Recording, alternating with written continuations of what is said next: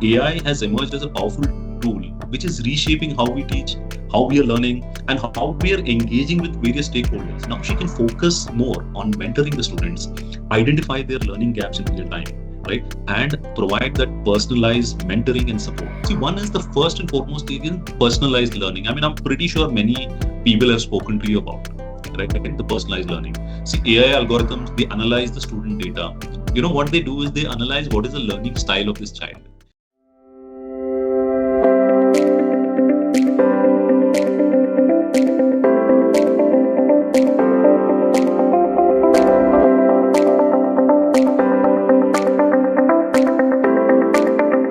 I mean, it's my privilege to be here speaking with you today on a very important topic, a topic that has been defining what we do, right? See, as we dwell deeper into the today's connect, we will talk about how the journey of AI has been, right? Edtech has been there forever. So I mean, Rajgiri has been is based out of Kerala, and we know IT at school was started back in 2002 at Kerala, right? So that's been a massive journey we have seen, almost 23 years of journey specifically in Kerala, and then across India, right? It's a market that has been growing at a very exponential rate. The topic that is there today, how we can enriching edtech with AI for better learning experience, right? See, when we talk about better learning experience, we also need to understand. Uh, Let me present actually. So before we can get started, but before that, I just want to set the context, right? Because we are living in an era of rapid technological change, and AI has emerged as a powerful tool which is reshaping how we teach, how we are learning, and how we are engaging with various stakeholders. Stakeholders such as students, stakeholders such as faculty, stakeholders such as parents, right? And also the stakeholders who are the leaders of the institutions, right? So my goal was how I will talk to you today about how AI is enriching education technology using some of the real world examples from India and across the world. We will also cover the transformative role of AI, and we'll examine its exact impact for these stakeholders and explore some of the challenges and what are the opportunities, and we'll also address some of the burning questions, right, in the education space today. That is, will AI replace me as a faculty, right? So that's been a biggest fear. See, first when technology came in, right? So back in 2015, this debate started when we had 4Gs, etc., start coming in. There was a debate that will technology come, will the content, e-content replace teachers? I mean, did it happen? Not really, right? So we went through such a big pandemic and extended period, but nothing really more important. We'll get into the details of that. Before I get started, sharing my presentation, I want to share a short story, right? A short story. Let's say I think the first person I see is Ms. Shibi Anand, right? So let's say Professor Shibi Anand. So Professor Shivi Anand used to carry, is a teacher, right? About 5 years back, she had to carry a massive stack of notebooks, right? She had to carry a massive stack of correcting essays, the grading the exams, and noting the attendance in the classroom using that register, right? And often she used to be very exhausted. Dr. Shivi, I hope you don't mind me using your name, right? Now comes an era, let's say 2024, 2025, right? With automated grading tool. Now what she's doing is she's doing spending more time binge watching her favorite TV shows. She's spending more time with her children at home, right? Is that the real benefit? Real benefit for the faculty, right?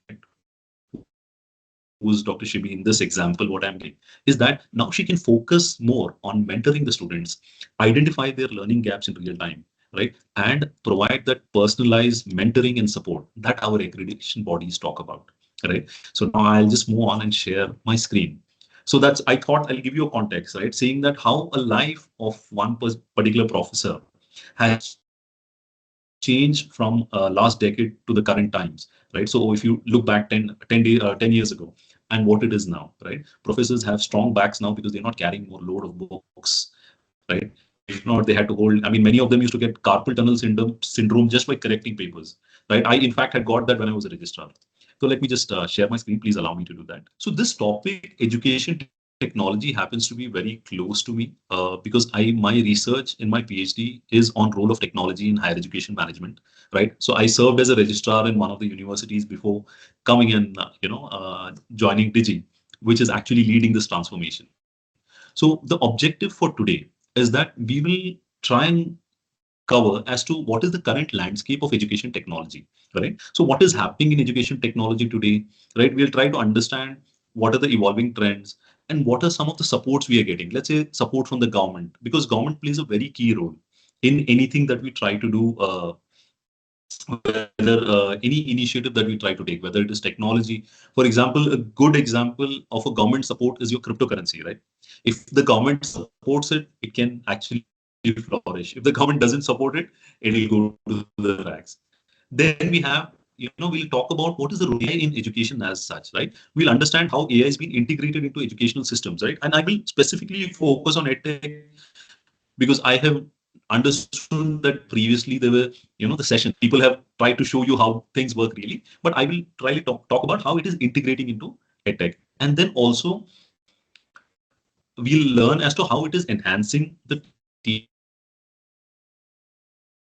and learning, right? So we'll try to understand how the ways these tools support the teachers in teaching and learning, whether it is learning, whether it is we'll talk about what are the tools which are available for teachers, right? I'm not going to delve into the real to showing real tools, but we'll talk about what are the tools which are helping you do this particular activities much faster, what you do on a day-to-day basis. And then the biggest question, right? What is the future of EdTech? We'll reflect back, saying that where we were 2 years ago and where we are, where we are going to head in next 10 years. So I've just tried to put together some notes on that as to what has been the journey, how it can be taken forward. Now let's get first started by understanding what is the landscape of education technology. Like my first question would be, what is education technology, right? So I mean, we have to understand that. So we say this is an edtech company. Let's say Digi Campus is also edtech company, Byju's is also edtech company, Moodle is also edtech company, Unacademy is also edtech company, right? So what is the key differentiation? How do we understand what is an edtech company? So during my research, I just tried to bifurcate this into different areas, right? So different components. One component is the technology enablers. Technology enablers such as Digi, Moodle, etc. They give you learning management systems. They give you virtual classroom systems. For example, your Zoom and Microsoft, right? So some of the solutions that come as a gamified learning solutions such as Kahoot, etc. We talk about e-learning, right? So content creation tools, your Canva, your Articulate, etc. These are all the tools that help you creation of the content, and also the assessment and feedback tools, right? See, for example, your GradeScope gives you, it assists you in automatically grading, whereas Digi helps you in actually automatically getting feedback from the key stakeholder, that is your students in the particular classroom, saying that how is the student learning, how is the student studying, what are the support that the student is getting from the technology. So we'll try to understand that a little bit. Now, when we talk about the landscape, right? So first and foremost, what is it that we have seen, right, in India right now? Do we all see a rapid growth in the market and the expansion is happening, right? So what are some of the key drivers behind this particular growth that is happening, right? See, first and foremost, the biggest driver has been the government initiatives itself, right? See, some of the government initiatives that are, for example, your Swayam, your NPTEL, etc. See, I mean, I come from a private space, but I would like to appreciate what the specific, initiatives that have been taken by the governments that have been actually helping educators, adopt these particular things, because they are pushing the educators, saying that, hey, you know what?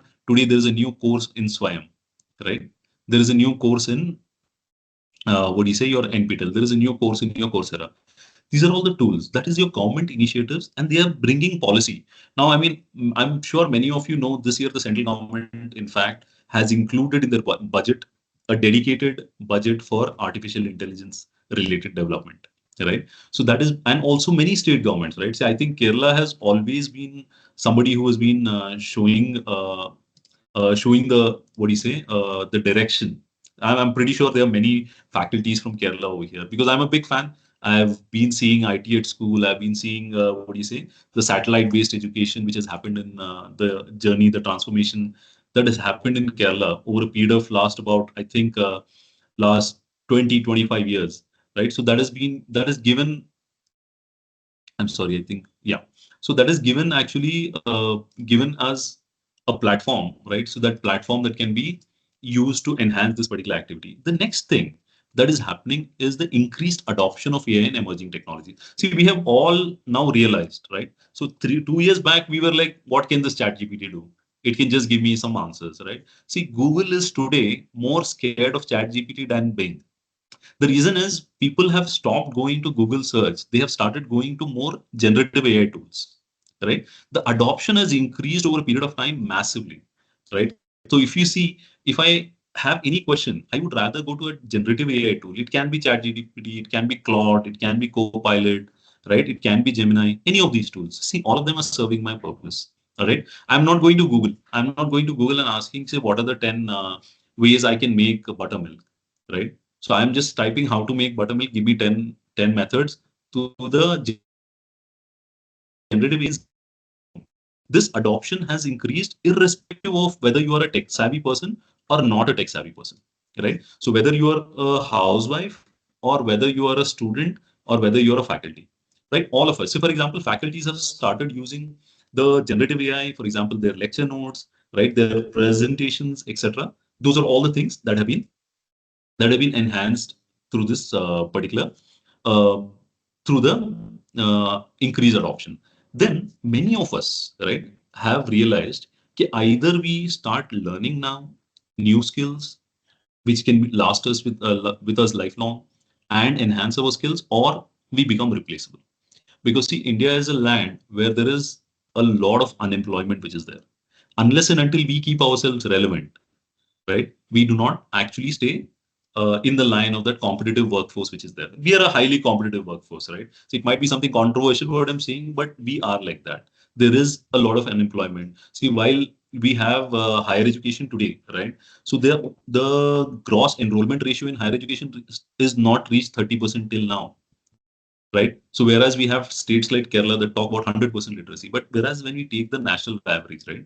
So we have not even reached 30%. So we are there between the 25s and 26 percentage in the gross enrollment ratio. But most of the faculties, most of the educators we see, they have started taking these short-term courses, certification courses, which focus on lifelong learning and support the skill development initiatives, right? So that is how the market of edtech is. See, currently the edtech market, right? So if we talk about the education technology market, can anyone make a wild guess as to what is the global education market right now? In the edtech. Okay, I'll tell you. I mean, maybe we can hold the question answers for later. See, the global edtech market, it is projected to reach 404 billion this year, 2025. Right? So this is driven by increasing adoption only, right? See what we are talking in the landscape, right? Of online learning as well as the education technology tools, right? Like I said, in education technology, when we try to understand, there are tools as well as there are learning service providers. See, even your Unacademies, your Vedantus, right? So your Khan Academy, these are also edtech platforms, right? They also contribute to the learning, right? And also post pandemic, right? We have seen a massive hybrid learning models have become very normal. Now you see online degrees, right? See online degrees from Manipal, from Jain, from many other top institutions, even your IITs and IIMs, most of them have started offering it over a last period of last 5 years, 6 years. Like MOOCs were there way before that. Amity was offering MOOCs, various other institutions were offering MOOCs. But this has become more normal. Now, last, I just wanted to focus on a little bit more on what are the government initiatives, right? See, because this is playing a very key role. See, in India, the initiative which I spoke about, the Swayam, the NPTEL, right? There is Diksha. But the key player behind all this is the National Education Policy 2020, which emphasizes the Section 23 of National Education Policy 2023. It emphasizes on the role of technology integration for inclusive and flexible learning, right?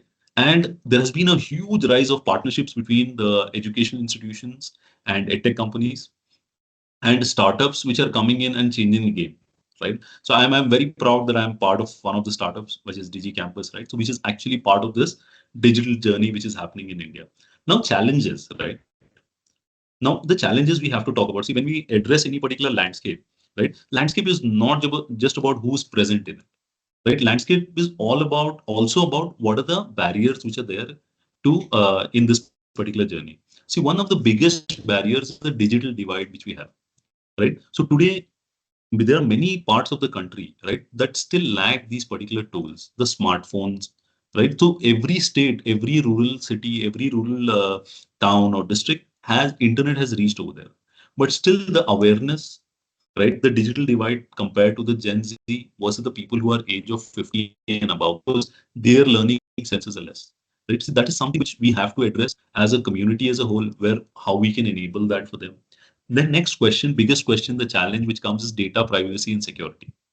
How do we ensure that whatever I'm asking, right, to a generative AI, to any educational technology platform I'm putting over there, right, is that going to be secure? Right? How is it that it's guaranteeing my privacy? Because if I write on a piece of paper my form and I put my photo and I give, I know that it is there in the institution, right? And nobody can take it except for the institutional stakeholders.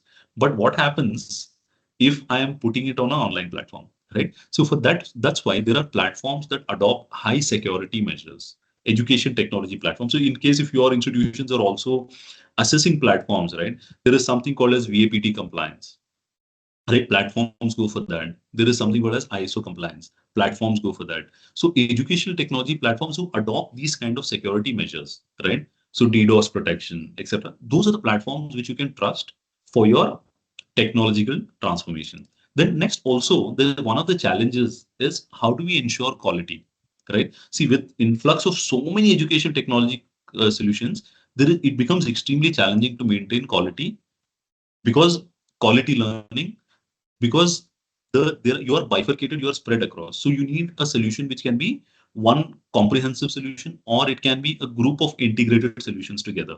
So best example is Google for that matter, right? So Google has its own applications. What it does is also allows you to put plugins from different places. Finally, the big challenge, I mean, I'm with all humble apologies to all the faculties, I'm also one of the faculty. Biggest problem challenge is faculty training, right? See, everybody feels that they can give a faculty development program and they can become an expert. Not really, right? See, I mean, how can I teach a language expert to start using a generative AI platform for their to do their activity? Let's say there is an arts teacher, right? See, in the lifelong, they've been teaching a child how to hold a brush and paint, right? If I tell, no, you teach the child how to write a prompt to generate that particular, image or that particular scenery, or for example, a background for, Rajgiri media, right? Change that. So that becomes one of the important challenges. So there we have to understand how do we break that down, whether the faculty requires support to adopt, or is it a profession in which AI cannot do much beyond helping you in the basic structure of things. So that's an overall landscape of the education technology as we see the edtech, what we talk about, right? So and then coming with how does edtech, help you in enhancing one's learning. See, one is the first and foremost thing is personalized learning. I mean, I'm pretty sure many people have spoken to you about, right? The personalized learning. See, AI algorithms, they analyze the student data. What they do is they analyze what is the learning style of this child. Is this child able to learn at this time of the day, right? Is this child able to only adopt to mathematical equations? Is this child able to only solve logical problems, right? And what is the pace of this particular uh, what is the pace at which this child is studying, right? See, one of the students, let's say, let's take another real example, right? So we have many people over here. So let's say we have Dr. Sanjida Khatun. So let's say Dr. Sanjida Khatun understands reads one book in one particular week, right? And let's say there is Dr. Preeti Menon, right? So she says that, hey, you know what, one week is too less for me, I may require 2 weeks. But over here, what happens is, how do we break down at what pace they are going to study, unless we ask them that question, right? Can you focus on this in a classroom of cohort of 60 students to 100 students? Becomes extremely challenging, right, for the teachers. But what AI algorithms do is they analyze this, right? They help you plan, right, uh, to deliver the data to the student, whether it is the learning materials, whether it is the test, whether it is assessments, personalized based on their learning style, based on their pace of studying, based on their strengths and weaknesses, as I spoke. Right? Somebody's weakness can be numerical accuracy, somebody's weakness can be logical accuracy. There are, I mean, for example, Digii Campus, it is one of the platform that is helping faculties. You are not able to see my presentation. Yes, sir, it's Are you able to? visible. Yes, yes. I think somebody has typed a comment that they are not able to see. Okay, We can see it. It's visible. sure, no problem at all. Yeah, just coming back, I think where I was. Yeah, so I think I was talking about personalized learning, right? Yeah, so personalized learning. So again, there are adaptive learning platforms. These are existing for over a decade now, right? So which adjust the content according to the student in real time, ensuring students stay challenged but not overwhelmed, right? See, because everybody has their own pace of learning. Like we understood in case of Dr. Preeti and Dr. Sanjita over here, right? So AI can do this much faster because faculty, if they have to sit and do, they have to conduct one IA1, IA2, right? Internal assessment one, internal assessment two. After they do the grades, right? Evaluation, that's when they will know which are the students who would require additional coaching, additional guiding, additional mentorship. I'm pretty sure all the faculties agree with me on that. But AI can do this on the ongoing basis, on a real-time basis, right? And personalized learning, right? See, what it does is it encourages the student to actually study at their own pace, and also it boosts their confidence, saying that I am not let down, saying that, you know what, hey, you know what, I'm not able to understand this despite studying it, the book over and over again. Let's say Pythagoras theorem. I mean, that's the most common theorem, right? So if I'm not able to understand it, I'll just share one anecdote uh, about uh, about 10 years back, right? So we were just talking about how the content should be made. We came across one video on Khan Academy. This was on Newton's third law of motion, right? To which everybody is has by hearted. Every action has an equal and opposite reaction. So people try to do various concepts, saying that, this is how we'll teach the child. We'll hit the ball. We'll actually throw something. The child will, will hit somebody and we'll try and understand, whether they hit back. But actually, Khan Academy had a beautiful video. They said they took one big ball, a gym ball, they threw it on the wall. The ball came back. They said this is Newton's third law of motion. This was their way of teaching third standard students, or I think the fourth standard students, how uh, how the third law of motion is. This simplification, right? Khan Academy had to actually spend time and their resources and efforts to do that, but AI tools can do this in a much more comprehensive way in a real time mode. So this is how we can boost the student confidence. We can encourage them in ensuring the concepts they learn, right, without losing their confidence. The next actually is about automated grading. See, I mean, many a times, right? Evaluation becomes a very tedious job, right? So I also used to be one of the evaluators. I used to go and evaluate papers in various, colleges and universities. It used to be a tedious job, right? So when we start doing it, like I said, most of the faculty members have carpal tunnel syndrome. I mean, if anybody doesn't have, I would love to learn from them what is it that they're doing. This starts becoming very, heavy, starts becoming fat. The reason is they sign so many papers, they have to correct so many papers, right? See, over here, we have an program in education technology that grades it automatically, whether it is multiple choice, whether it is essays. I think your last session, what Rajgiri Media did was on NLP, right? Which you had shared with me video, right? In that, professor very beautifully they explained as to how the natural language processing can be used in order to do an automatic assessment of the analysis of the essays. It reduces, right, the if when we adopt automatic grading, this is for the institutions also, this is also for the what do you say, for the faculties. When you adopt this, your workload, right, becomes extremely less, and you will be able to give faster feedback to the students. Right, see, for example, DG campus, we work with institutions like Manipal, right? There they have 1 day result processing time. Today students write the exam, the next day results are available, right? So how do they do that, right? They encourage these kind of methodologies, right, where faculties do not have to spend weeks of effort. Now I'll just ask one question, right? So many of the time NAC has recommended, right? So let's say, I think we have Sister Nirmala from Holy Cross, right? NAC has recommended that go for best of grades, right, to compute your IA marks. So now Sister Nirmala has to spend 1 week of effort to assess the papers first. 10 assessments she has to do. Out of the 10 assessment, identify in which assessment which student has done well. Believe me, it's a Herculean task of 10 days. Simple formula can solve that, saying that, hey, you know what? Identify these students, 10 assessments, for each assessment, this is the weightage I'm giving. out of those assessments, choose the best one where the student has performed. Any best 3 out of 10. AI, without AI also, right? In fact, in DG Campus, these are all simple algorithms, right, which help in your NAC and other accreditation grading, right? It can just compute the grade of the student automatically. Now, Sita Nirmala will be extremely pleased saying my 1 week of effort has become a 1 minute of effort. All I has to do is just put the data over there, let the formula do the job. We are in the era of technology. We are not in the era where we are dependent on paper and pen to compute everything and then come back. Now, faculty can also analyze the grading insights. See, what happens is that sometimes computing itself takes so much time, you will not be able to spend time on analysis.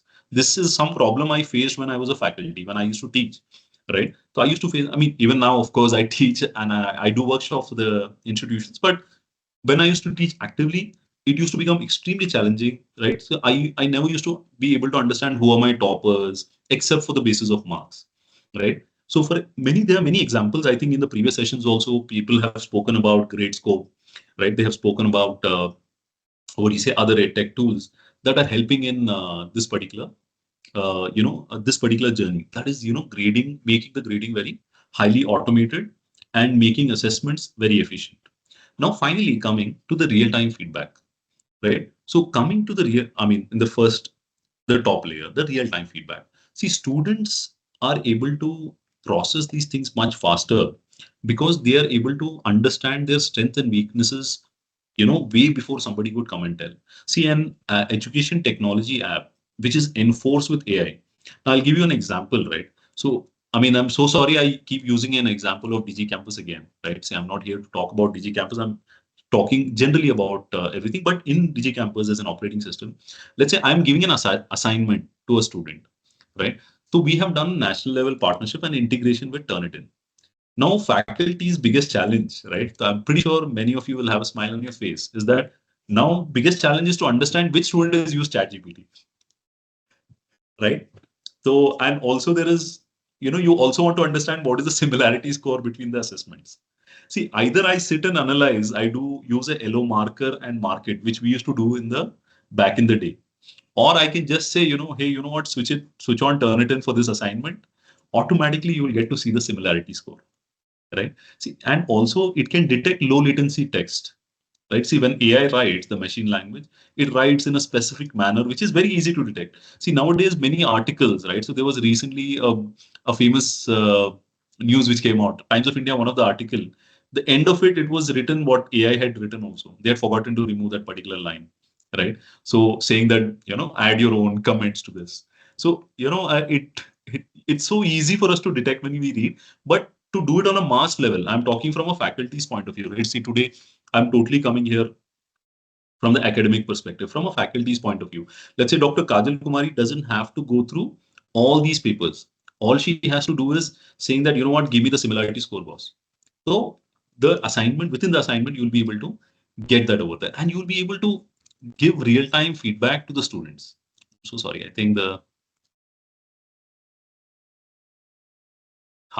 so you'll be able to give the feedback to the students in real time.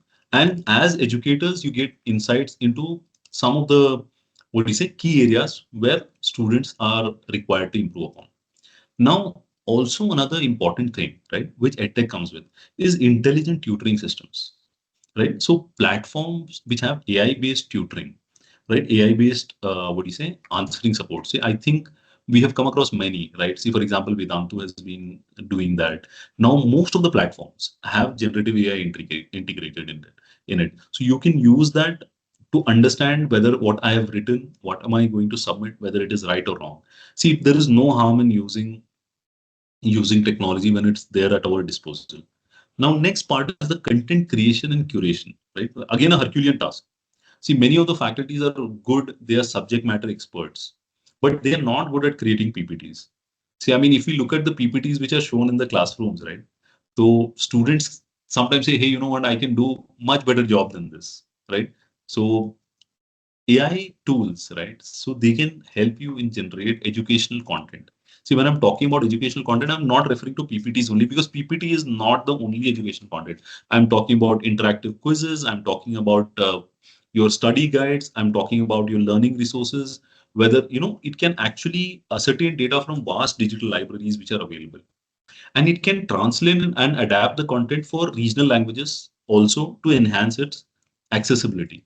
Right. So today, I mean, it has become so simple. See, one of the language teachers I was interacting, I was in Kochi recently for one of the conference on AI. I met one of the language teachers. So he asked me a question. Hey, you know what? I mean, I've been teaching literature for so long. What is this AI conference you're doing? I was told to come to your conference because my institution asked me. But can AI really do something for me? That was his question. A very interesting question, right? So he's a very fine gentleman. So he said, I've been teaching this language. So I told him, sir, how much time will it take for you to write a poem in Malayalam? So he said, what topic are you talking about? I said, I want you to write a poem on the national flag. Right? Can you line a 10 stanza poem on national flag? How much time it will take? So he was like, well, I mean, if I have to think in proper Malayalam language, I think, and it should take me 2 days to properly structure it. I said, sir, if you can get a reference material to write that particular thing within span of 2 minutes, will you be happy or not? He said, how is it possible? So we immediately wrote a prompt together. I just picked up my phone. I use WhatsApp. I mean, there is something called as Meta AI. So I just told Meta, hey, you know what, write a poem in Malayalam on, national flag.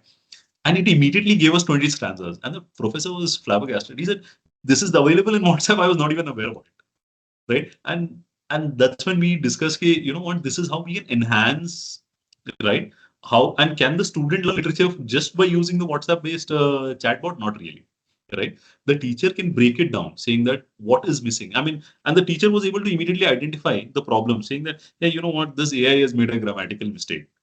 In Malayalam, we don't say this; we say in this manner, right? So it was a beautiful conversation, right? So which happened with the language teacher. So what I was trying to say is the content creation, right? Content creation, which is a massive workload for the faculties, becomes a much easier and much faster faster job to do.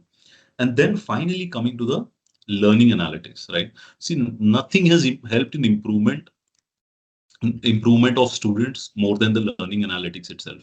So when we talk about learning analytics, right? So we talk about how AI analyzes. See, we also spoke about how the AI analyzes the pace at which it needs to give the content, the style of the learning style at which it needs to give the content. Learning analytics will help us in identify the learning patterns of our group of users, the progress trends, how it has been, past semester how it was, this semester how it is, when this particular faculty is going and teaching how it is, another faculty is teaching how it is, what are the gaps which are there, right? And also there is a concept of predictive analysis, right? So many of the faculties must be experts on that, right? Predictive analytics, which can suggest early interventions, right? So that we don't waste our time, and at the end we get to know, what are the interventions to make.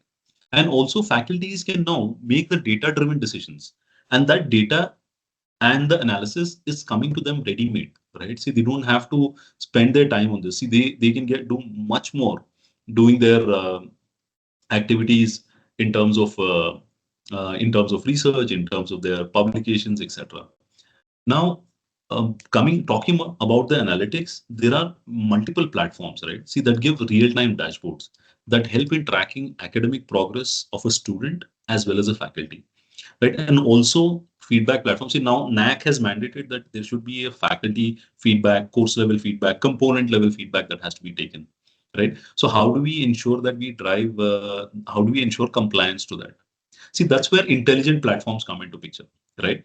See, in Digi, what we do is we say that students, what do you say? Institutions have a option to switch on a flag saying that if student has not given the feedback, see the they'll not be able to see the result. So moment they submit the feedback for the faculty, they start seeing the result. Now faculty feedback, you'll be able to do a lot of great analytics from it, right? So you'll be able to do a lot of great things from it. See, I have a lot of bonus things to talk. I think time is very less. So I'll try to be a little more faster, right? Uh, just to ensure that I don't miss out, because I have kept some bonus slides which I didn't talk about, right? Those are very important. For example, something on the accreditation and something on the research. Let's see, I'll just try to cover because we have another, I think, 20 minutes left in the session. And I hope it is not, what do you say? It is not boring, because I'm just going into depth of each of the parameter, because understanding how something can help me first is what is important, and then I can start taking itself. Before I know, right? See, for example, I'll give you a very small anecdote. There were this short mobile loan apps which came out. People took it without understanding what is going to happen.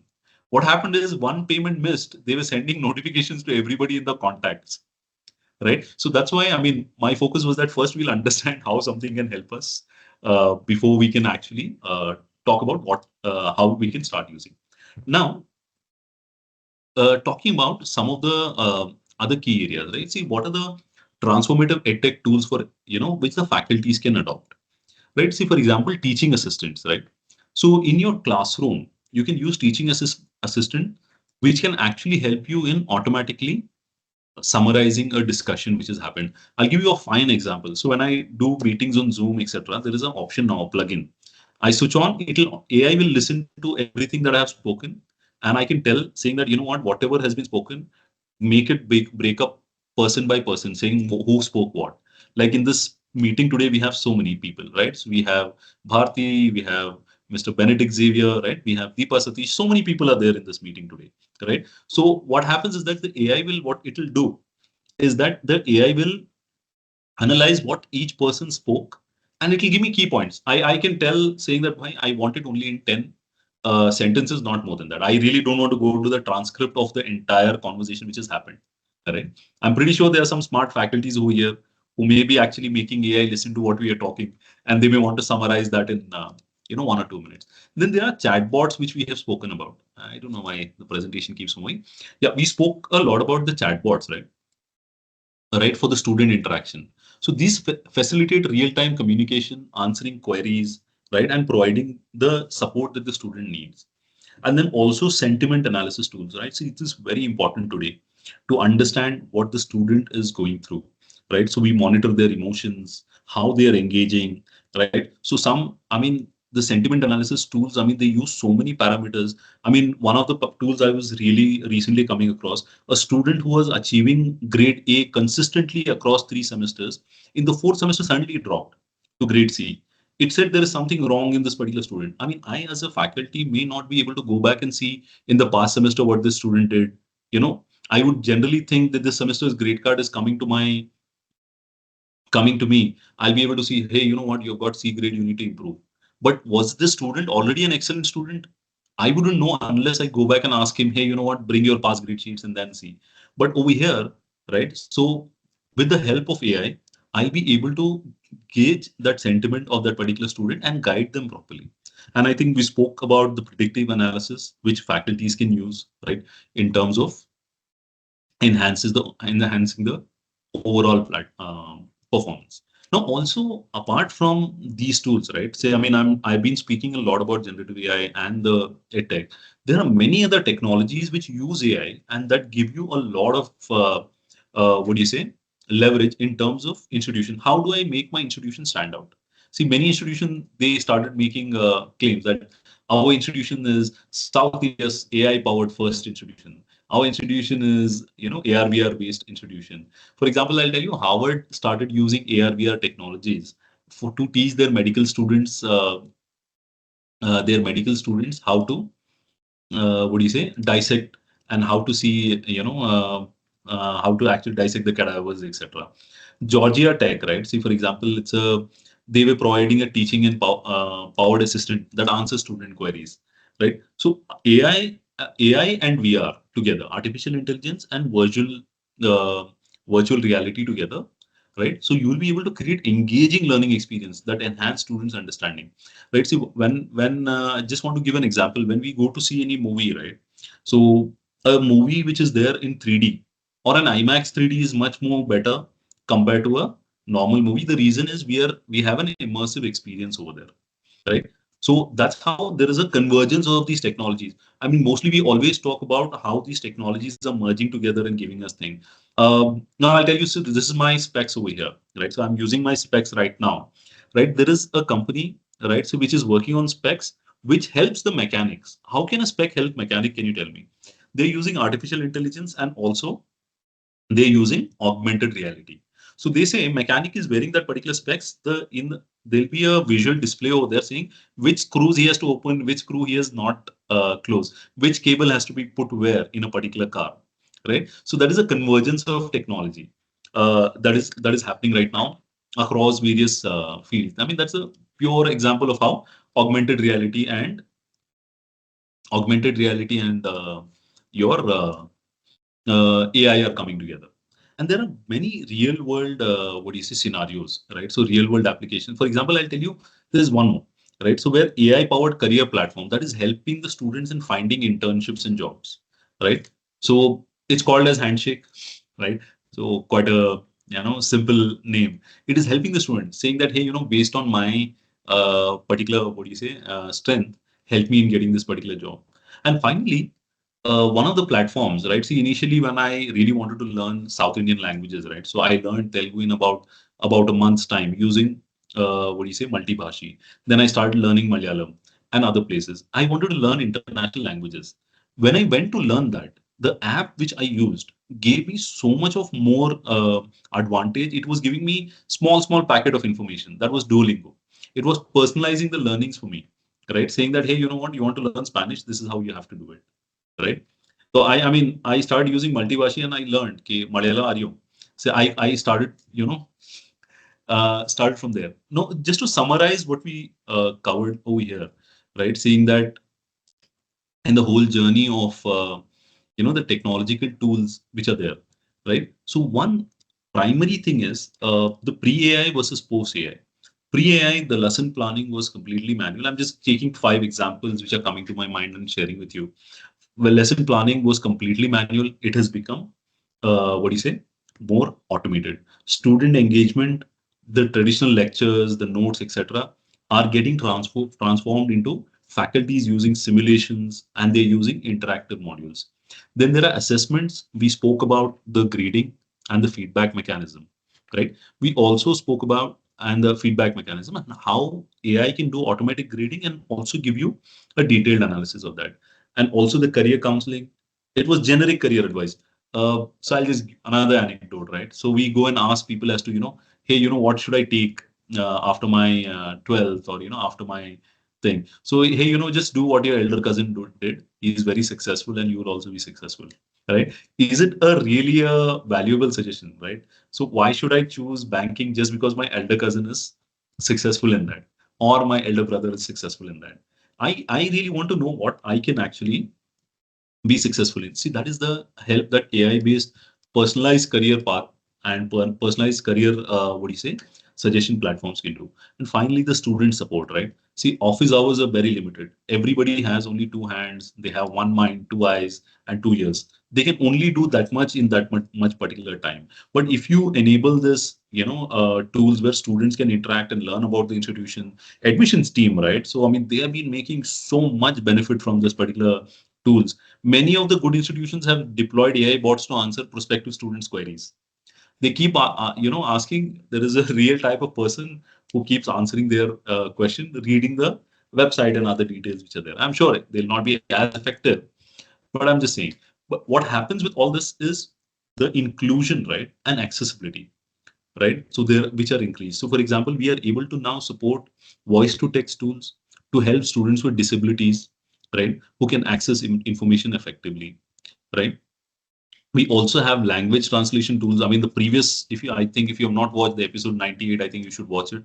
It was very good. I'm really thankful to the media team for sharing it with me, right? So where there AI driven translators, like how they native speakers, how the natural language processing works, and the diverse learning solutions, right? So which cater to various learning styles and needs. So when we start using technology and AI, we from us individual from a acting local we move towards thinking global, right? So we are actually fulfilling what is needed in that classroom. Now we can actually fulfill what is needed by that individual student with the power of technology, and everybody is part of it, right? So I mean, I just thought, I mean, like I mentioned to you earlier, saying that I just thought I'll reflect a little bit about how the journey of AI has been, over a period of last years, last couple of years. So first, we were very hesitant to adopt technology. I'm pretty sure there are many if any principal has joined, they will know the challenge that they have faced, uh, in implementation of these technological tools. Let's say, I think, there are many faculties over here, I think, in the group. I think we have Rishikesh, or I think we have Jennifer Tina. So they may be facing so much, saying, hey, how, why should I adopt this, etc. So first time it really hit us hard was back in 2023, right? When students started automatically doing their assessment so fast, faculties were confused. यार ये कैसे कर पा रहा है? How is it that the student who could not write two sentences is able to write a page, two-page essay for me within span of one day and within span of minutes and hours, right? So that was one realization which we had. We said there is the education sector in 2023, they started beginning to recognize the implications of AI-based learning and outcomes. Then data privacy regulations, which came into picture, right, to answer the question, saying that how your data is safe, where your data is not safe, etc.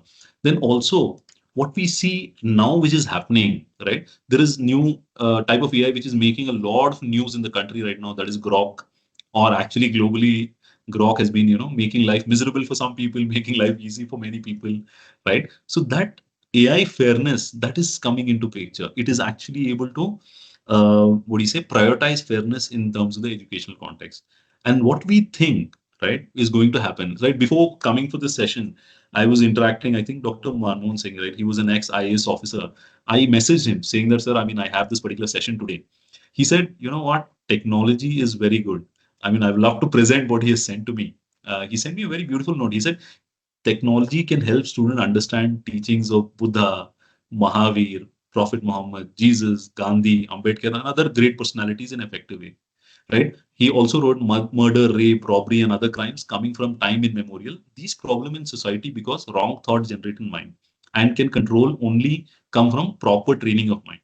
Proper education, whether conventional or through technology, is the key.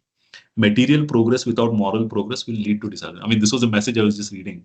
So he said, you know what, Shazil, when you're talking to faculties, just let them know that technology is not just everything, right? See, it comes with at a great price, right? It also, uh, when you are spending so much time into it, when you're spending so much of what do you say, time on your mobile, you tend to do wrong things as well. So what he says that what could come, right? That's when I added these two additional points, saying that integration of AI ethics in the curriculum. Many educational institutions, I mean, the research says that will start integrating AI ethics into curriculum, saying to raise awareness among the students, saying that, hey, you know what, it is good to use AI, but in this particular framework. For this particular purpose, you use AI, no problem. But for this particular purpose, we'll not allow you to use AI. So that is something which we feel that is going to happen. I think when we move towards 2027, right, when we'll be in the area of, sorry, I think I've just gone a little more ahead. I mean, this is future prediction by AI. I used AI and some of the predictive analysis tools to understand. So I thought to show you a live journey as to where do you think we'll reach in the education space. So when 2027, right? So AI-driven personal learning experiences will become mainstream in the classroom. See, right now it is not mainstream. We have to acknowledge that, right? I'm pretty sure many faculties over here, they know use of AI tools, leveraging of technology is not very common right now. When we reach the next, what do you say, the next year, 2028, we will start seeing there'll be collaboration between schools and AI companies. I'm not talking about, educational institutions when I'm talking about higher education institutions. Many higher education institutions are signing MOUs. Many have signed MOUs. I think I saw Rajgiri also has MOU with IBM, right? Many institutions have MOU with Digi in order to, enhance the learning. But we see that schools will also start doing that. Then when we enter 2020, there will be a global standards. This is what AI is totally predicting, right? Where will global standards will be established to govern the use of AI in educational settings, ensuring accountability. Because see, if we start using AI in everything, right, then all your Washington Accord and everything will go for a toss. Then when we enter 2030, right, the prediction is that the widespread adoption of AI tools will happen with educational platforms and transformational traditional, transforming the entire traditional methods. We say that, faculty will need no longer will be using chalk and pen or, any kind of book. They will be more using uh, technological tools. And then AI assessment methods, then continuous feedback systems. So these are some of the things, right, which we feel, and AI-based career guidance, etc. Now, what I wanted to showcase here, I mean, there are a couple of slides. I'll just give you a brief, right? So, I mean, I'll not get into the accreditation. If not, everybody will say he's, you know, again, knack work is there in my institution. Will AI or EdTech, right, replace the faculty? Right. So we'll just talk a little more about that. I think I have very less time, so I'll just try to be a little more faster. Yeah. I'm just going back. So pre-AI versus post-AI. One, the human interaction, right? See, pre-AI, there was a lot of time which was needed for physical presence as well as, face-to-face interaction. I'll just give you one example is the payment system, right? Many of times, pre-technology itself, pre-tech itself, I'll talk about. If I had to pay a light bill, right? My mom used to say, hey, you know what, go pay the bill in the queue and come. After technology started coming in, I started using the website to start making the payment, right? That saved my time, which I can use in various other things, right? That is what is refers to reducing the human interaction. Then the grading systems we already spoke about, and customization of learning from one side size that fits all, saying that I stand in the classroom, I deliver a lecture, all my students have studied and understood it because I'm the best teacher, right? That is a one size fits all model. But post AI, the learning experience will be tailored based on the individual's needs. That's more or less about it. Now, I'm pretty sure all the faculties over here, right? So all the educators, you spend a lot of time in accreditation management, whether it is NAC, whether it is NBA. I'm pretty sure, right? You spend a lot of time. See now over here, I mean, couple of things what AI and EdTech itself, right? See, for example, what we do it, with respect to the technology, we can do automated management of data and reporting, right? See, most of these systems, whether it is LMS, first it's that's why I mean I made it clear what is education technology, right? It is LMS, ERP, SIS. It reduces manual effort. Real-time dashboards that will give you reports for accreditation, whether it is NAC, EBIT, it can be your NIRF, ISHE, right? It can be, I think, Kerala, we have KIRF also.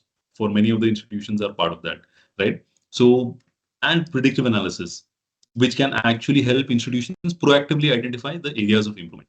Next, we have the compliance monitoring as well, right? See, the AI as well as the tech will ensure you maintain real-time compliance, whether it is with accreditation tools or whether is it with institutional standard as well. And also, it can actually automate alerts, right, and flag non-compliance and ensure institutions stay accreditation ready at any given point in time.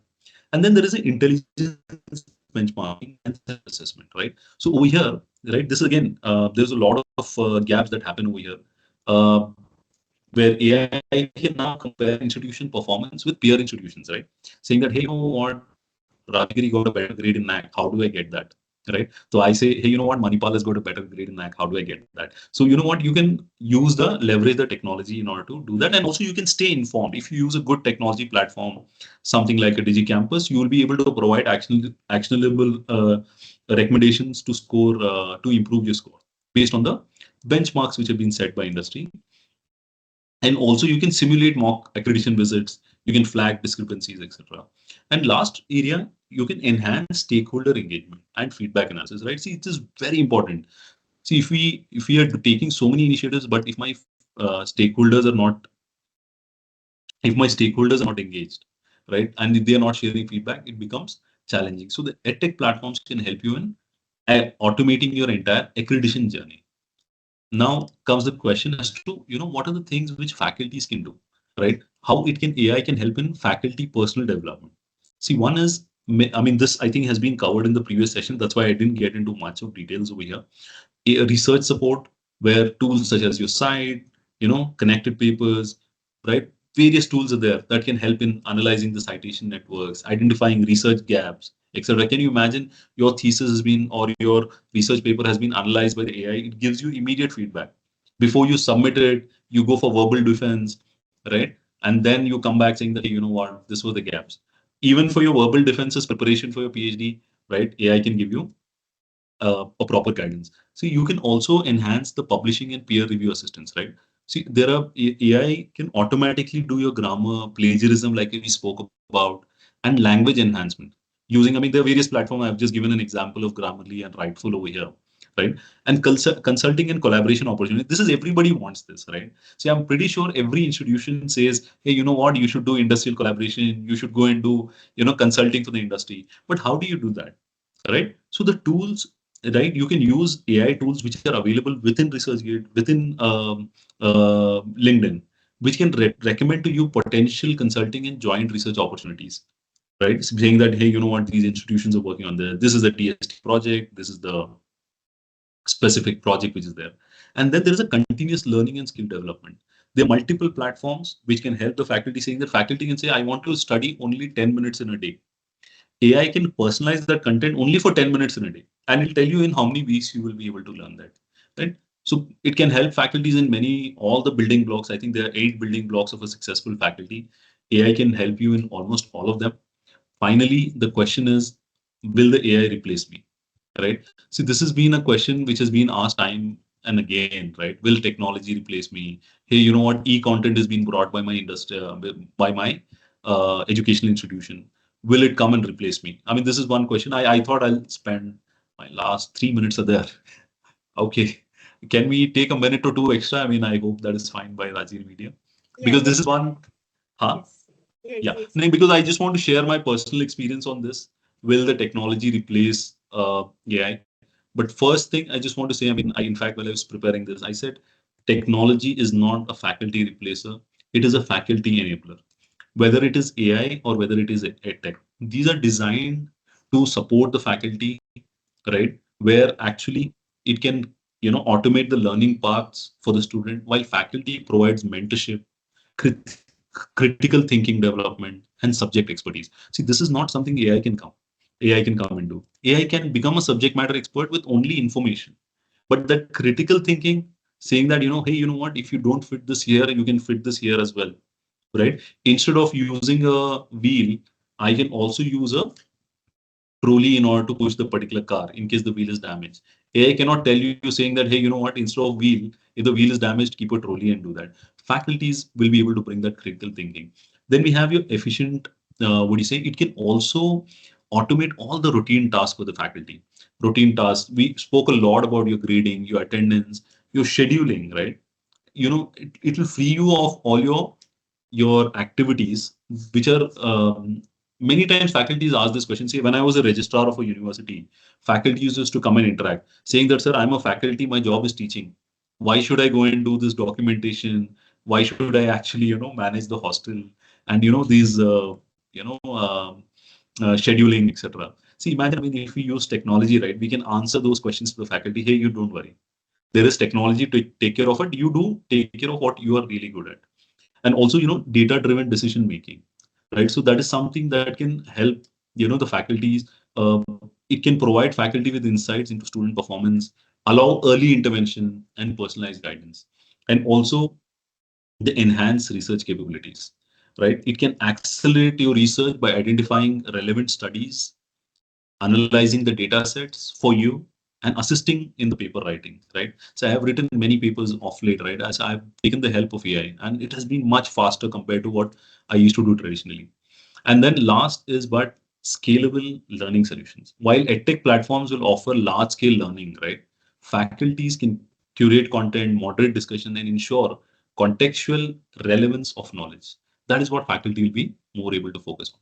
The second part is, right, the irreplaceable role of faculty in the education. Right, while AI offers advanced support, faculty will remain and continue to remain at the heart of the education.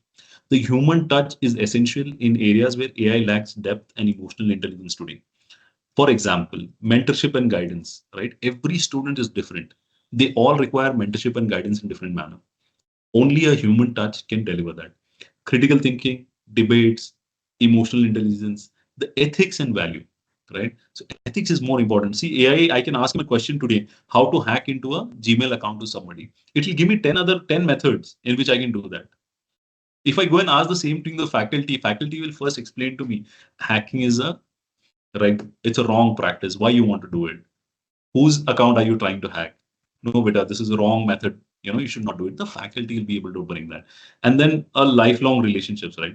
See, strong student teacher bonds all often foster potential and professional growth. And sometimes AI cannot replace. See, I cannot take go and say that I'm a student of ChatGPT, right? So I can very, very proudly, I can go and say that I'm a student of so and so. So the conclusion I just want to say is that for AI, uh, in education, it is here to stay. It is not going to go away anywhere. All we have to do is adapt to it, learn it in a simplified, small manner, use it in the ways, which can make my day-to-day affairs easier, etc.